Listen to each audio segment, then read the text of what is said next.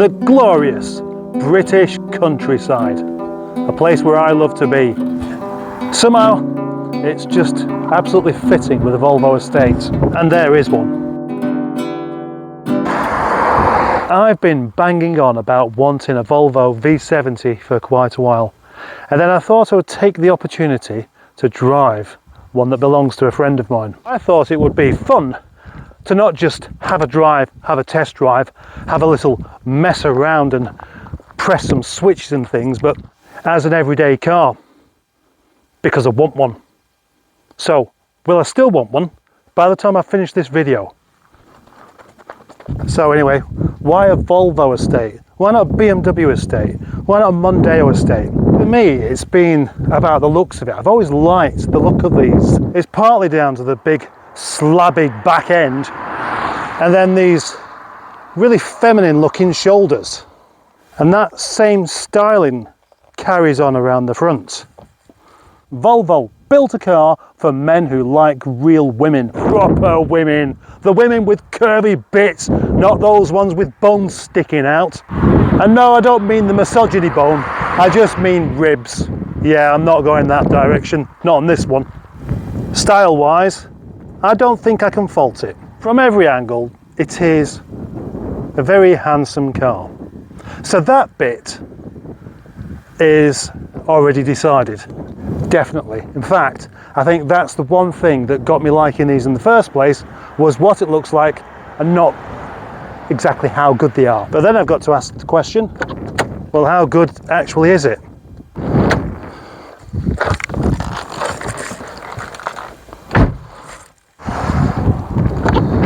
They're not all going to have leather seats, but it does have one of my favourite things, a proper carpet, and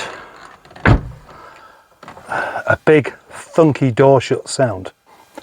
If I am going to give up a Rover in order to have one of these, it has to press absolutely every single one of my buttons, and that's why I'm going to be really, really thorough with this particular thing. Starting with the interior, of which there is quite a bit of. Let's have a look at some things here.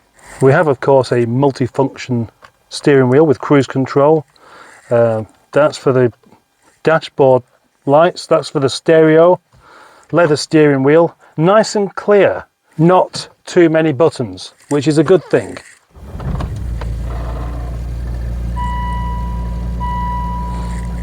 Apparently I haven't got my seat belt on. Well, I know that because I haven't put it on. I'm not wearing my seatbelt, don't need to, I'm just sat stationary. This car, as you can see, is quite a high mileage at 274,000. It can be forgiven for having a few little plasticky, rattly bits here and there. And so far it does. It's a bit, it's been a bit used there. But look at this, it's got some fake wood. That's always a start. And some fake aluminium with quite a nice door pull feel. And then it's got 4 electric windows, all in, you know, where you'd expect them to be. The instrument cluster is nice and clear, I like that. And then we have air vents that they do the job. There's a hazard light button there, I've just pressed it. So far, it's all exactly what I was expecting. It feels like a proper, good quality car, and that's what I want. Then we have more buttons here, look, for the direction of the air when you've got the blower on, that's a bit loose there. But these all feel quite nice. That one feels a bit spinny actually, but a nice uncomplicated stereo. Does that work? Yes, it does. I could go looking for the saloon version of this, the S60, but why? When the estate is better. And look at that, that is what you call a good sized boot, with underneath here places to keep things, and then another place to keep things. Shallow things, of course. There's nothing more satisfying than sitting in the boot of an estate car with your shorts on. You don't feel like a proper man until you've got an estate car, and you don't feel like a proper boy until you've got shorts on. So I need to change that. Anyway, one other thing about the estate car is there's enough room in the back to have a nap. Yes, I could easily have a nice stretch out in the back of this. Imagine what it's like with the seats down. I could have a lovely nap. But naps are for babies, not Volvo drivers. I do feel that the Volvo is the natural progression from a Rover, either that or a Jag. But I just like them. I've always liked them, and I'm going to stick with it. I just hope I like driving it as well. Ah, impressive! Look, it's got a proper handle rather than an electric switch. That's good, because electric switches go wrong. Let's get into the back. Now the back should be mostly irrelevant for me, because Volvo drivers drive Volvos. They don't sit in the back. But what a great place to be. This really does have a lot of headroom. I would say that's a good couple of inches there, and it feels very wide. And this really does feel like a fantastic place for a long journey.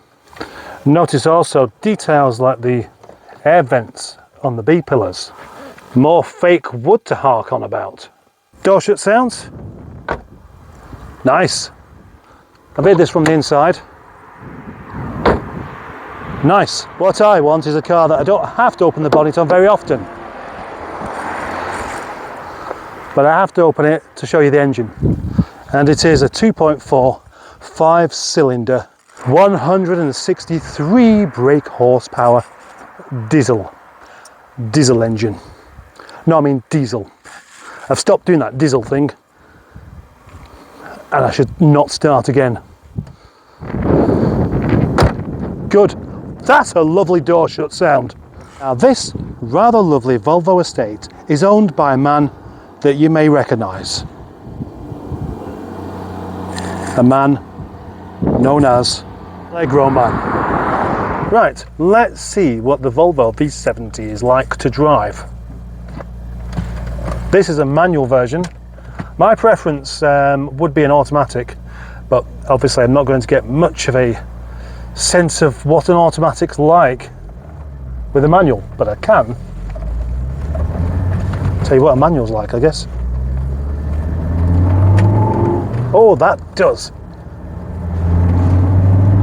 What a satisfying sound that has. It has a really snorty 5-cylinder offbeat warble about it that's basically telling you off for pressing your foot down a bit too much, either that or encouraging you to do a bit more. Which one would it be?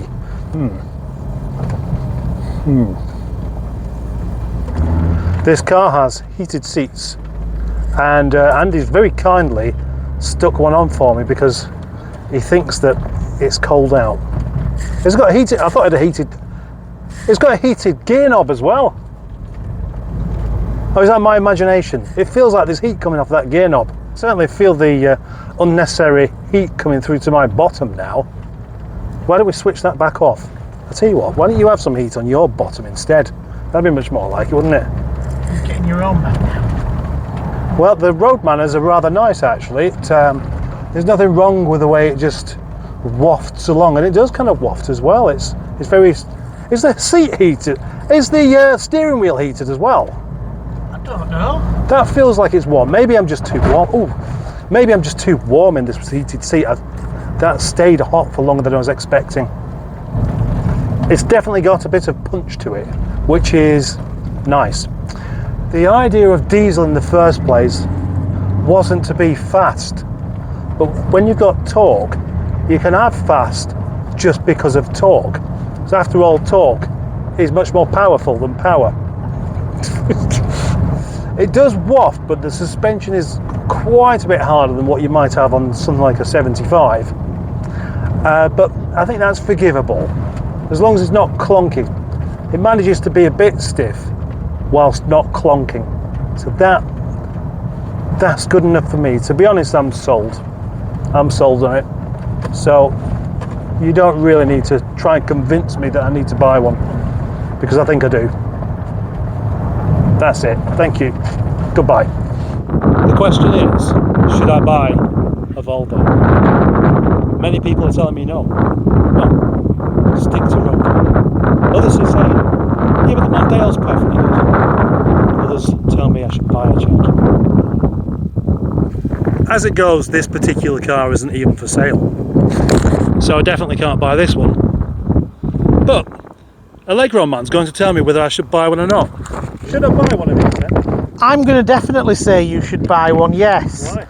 Well, I've had this one for 4 years in November. But you're the Allegro Man. Surely you should only be driving in the Allegros. Yes, but this is shop van. This works for the Allegros. If I need to go pick the panels up for the Allegros or engines or anything, this car has to do it. And it does. And it does very, very well. And you used to have a ZT as well. I did. Sorry, Rover enthusiasts. I did go to one of these instead of a ZT. Is it better? Yes.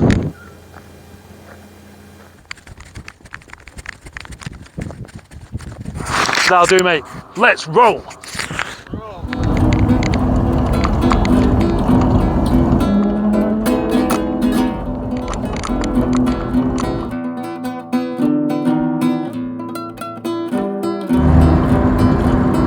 Do you want to know what the conclusion is? Would I have that Volvo or a Volvo like that? The answer's still the same. Yes, I would. I've not been in the slightest bit disappointed. The notion to buy a Volvo, of course, is one of safety, because they are known and are very big, strong, tank-like car. And quite honestly, having actually properly driven one for a bit, I just can't find anything about it I don't really like. I don't think I'm going to find that with a Mondeo. Well, this is an important message from Project Nigel, wanting to thank the members of his channel, whoever you may be. Those members include Stu, Richard Martin, Dinosaur Dad, Jimmy Quinn, Mark Reynolds, James Mayo, and Aaron Gill. Oh, there's more, yes. Neil Gibbons, Carl Wood, Carl Davis, Dave Smith, son of Jack 71, and Typhoon Cat. Not forgetting Joe Cox. Oh, there's more, right. Tim Sheridan, Lee Thorndike, James Smith, Classic Wheels, Wales, Fubara Foxtrot, Phil Roach, Johnny Crook, Simon Prader, Greg Anderson, Project MGTF, Alan Searle, and finally, Granny Saff. I hope you've enjoyed the video. Have yourself a lovely, pleasant evening, and enjoy your tomatoes, should you be growing any. If not, bye-bye.